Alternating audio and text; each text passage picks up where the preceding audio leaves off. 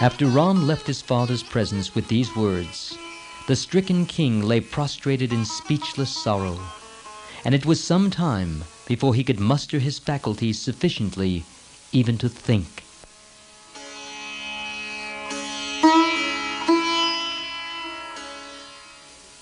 When he recovered some strength, he muttered half unconsciously, "Surely I must in a previous birth have inflicted hideous suffering to loving hearts. I must have torn calves from their mothers, children from their parents, husbands from their wives. How else could I suffer thus? And death does not come when we want it, and I have to endure the torture of always having before my mind's eye my godlike son, deprived of his birthright and forced into the bark garments of a hermit. O life, how bitterly you cling to those who would be rid of you. Ram has gone into exile, and yet I do not die. O Ram, Ram, Ram, have you gone?"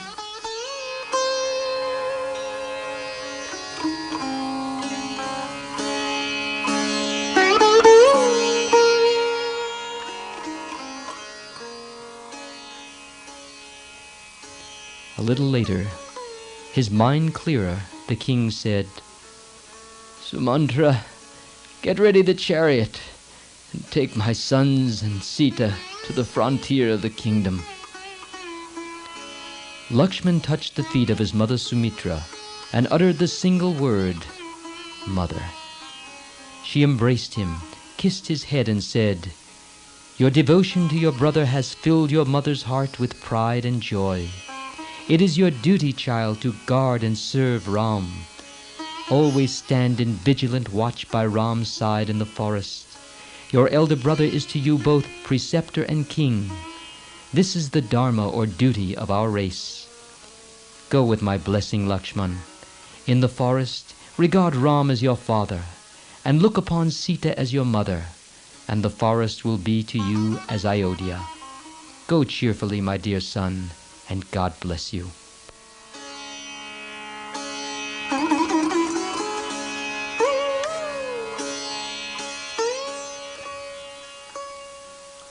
Sumantra then said, "Ascend the chariot, O prince. Tell me where I am to drive, for the 14-year period has begun." Sita mounted the chariot cheerfully. Kausalya had made up for her a packet of personal requirements.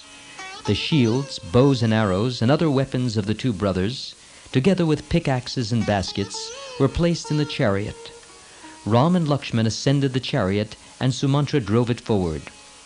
The crowds in the street cried to the charioteer, "Go slow, go slow! Let us have a look at Ram's face!" Alas, alas, who could send such children to the forest? How could their mothers endure the sorrow and survive? Look at Sita's face. She is indeed blessed, and Lakshman is happy to have such a brother to whom he can give devoted service. He is indeed a hero and a knower of duty. So the people of the city talked among themselves as they followed the chariot, and their grief swelled like a flood.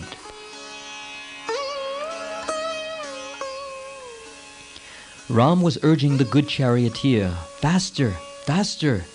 But the people were saying, "Slow, slow!" And the crowd became bigger and bigger. Sumantra managed somehow to take the chariot out of the grieving town. The king stepped out of Kaikeyi's apartment and looked at the departing chariot. He stood there a long time, watching the cloud of dust, as though he saw in it the beloved form of Ram. When this went out of sight, he fell down moaning. Kausalya and Kaikeyi sat on either side. "Do not touch me," said Dasarath to Kaikeyi. "I hate the sight of you, sinful woman. Everything is at an end between you and me. I renounce you here and now. If Bharat agrees to your arrangements and accepts the kingdom, he need not perform my funeral ceremonies. Even if he did, My departed spirit would reject his offering of waters. How can Ram live in the forest? Will he sleep on the bare ground with a stone or a log for a pillow? Will he eat fruits and berries? Thus the king went on, lamenting helplessly.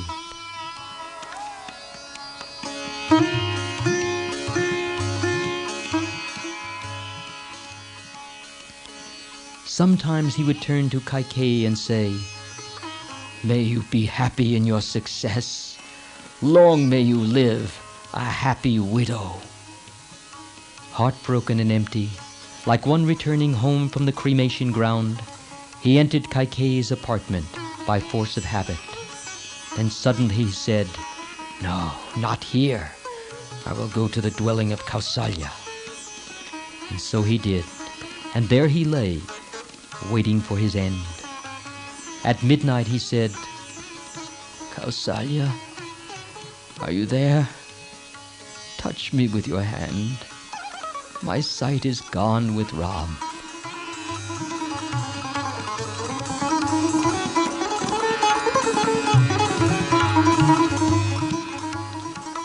Poor Kausalya did her best to comfort the king. But what comfort was there in her wounded heart to give? For as the slow, sorrow-laden hours crawled, the cold night seemed to her a devouring flame, and the gentle moon fierce as the noonday sun. To her thus sorrowing, Sumitra said, "Sister, you have heard the scriptures and know your duty. Why should you grieve like this? It is your office to put courage in others, so you should not lose heart yourself. Ram has gone to the forest for guarding the king's honor. You are indeed blessed among women, for you are the mother of a hero who has scorned a kingdom and preferred to uphold his father's honor. Why should you grieve for a son who fulfills a difficult duty to perfection? We should not feel sorry for one who walks in the path of his ancestors and wins undying fame. I am proud that Lakshman has accompanied Ram. Sita, though knowing well the hardship she has to face, has also gone with her husband. Ram's glory will shine like an undying lamp. This is no occasion for grief. His purity and his virtue shall be a shield and armor to them. He is so great and holy that the sun's rays falling on him will not burn him, and the wind that blows will caress him with its coolness. His pure frame, as he sleeps at night, will be embraced and protected by the moonbeams, as an infant is by its loving mother. Shed all anxiety over your heroic son. No foe can encounter him and escape with life. Our Ram is endowed with all auspicious qualities. Your hero son will surely return to Ayodhya and ascend the throne. The Lord of the world, and no other, is Ram. Sita is with him, and Sita is no other than the goddess of prosperity, Lakshmi. Ram will return, and ascending the throne, will fill with delight the kingdom, which now laments his exile. You saw the grief of the citizens as they watched his departure. My heroic son, the devoted Lakshman, armed with bow and sword, has gone with him to guard his person. No harm, no danger can approach Ram. You will see with your own eyes Ram returning after fulfillment of his vow. Believe me, Ram will return, beautiful like the full moon, and bow to your feet with joy and devotion. You will then shed tears not of grief, but of joy. Dear Kausalya, give up your grief. You will see the three of them returning. You should console and encourage the other women in the palace, and not stand broken-hearted yourself. Who else in this world stands firm by duty like Ram? Is this a cause for grief? No. Be proud of your son, Kausalya. Listening to Sumitra's words, Kausalya was somewhat consoled.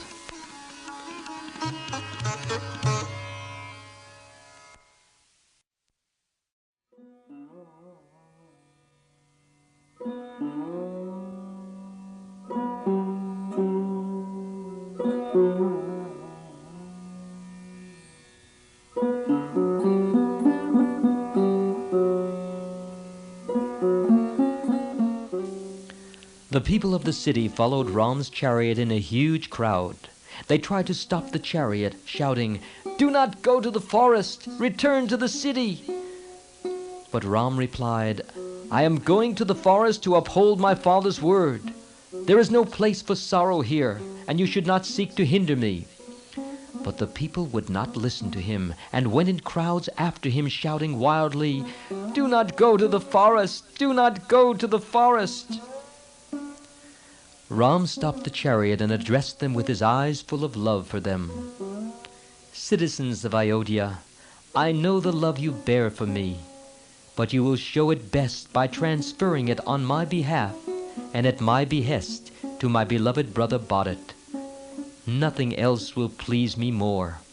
Bharat is good and noble, has all royal qualities, and is fully worthy of love. So conduct yourselves as to please him. Young in years, he is old in wisdom, and his heart is at once heroic and tender. He has the strength to protect you. He is your king, and you owe him loyalty and affection."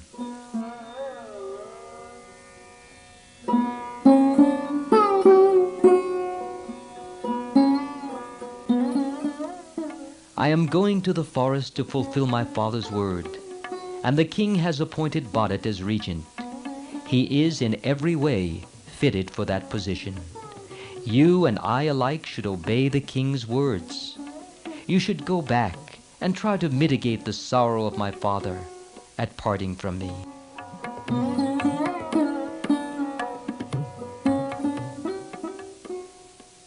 Thus Ram spoke to them in kindly tones, but they loved him all the more because of this, and would not be consoled. Some Brahmins, old in years and excellent in virtue, looking at the chariot, wept and cried, "Why, O horses, do you carry our Ram into the forest? We have heard it said that horses are sharp of hearing. Listen to us then, and bring back our Ram." Hearing these words of yearning from old Brahmins, Ram stopped the chariot. The three descended from it and went forward walking.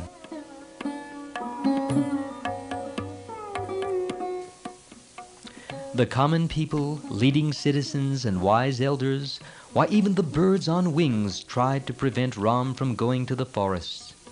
The river Tamasa seemed to conspire with them, for now it flowed across his path. The chariot stopped on the river bank. Sumantra unyoked and watered the horses and let them loose to graze. Ram said, "Lakshman, this is the first night of our forest life. Let us spend it on the bank of this holy river. Life in the forest holds no hardship, as you and I know. Look, the birds, the animals, and even the trees seem to sympathize with us. The only pain is when we think of the grief of our parents in Ayodhya, though I feel reassured as I think of Bharat's nobility and goodness. He will assuredly tend our parents with true affection. Sumantra, go look after the horses."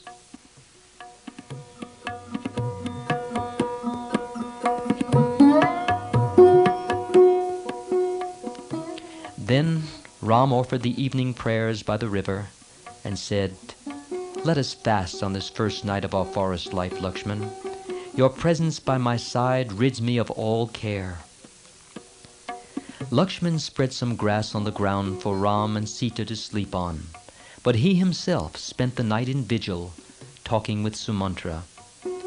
Long before dawn, Ram rose from sleep and told Sumantra, "The citizens who have followed us, fatigued by their long journey, are fast asleep.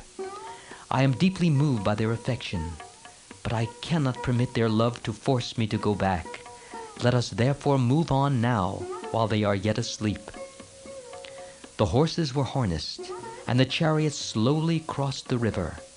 Standing on the southern bank, Ram told Sumantra, "If you take the chariot to the other shore, where the people are asleep, and drive it for a little distance towards Ayodhya, and then bring it back to this side, we can proceed on our journey before they wake up. They will then see the track of the chariot going towards the city, and thinking that we have returned home, may themselves go back. Unless you do this, the crowd will go on following us." Sumantra did this, and when the chariot returned, the three got into it again and proceeded southwards.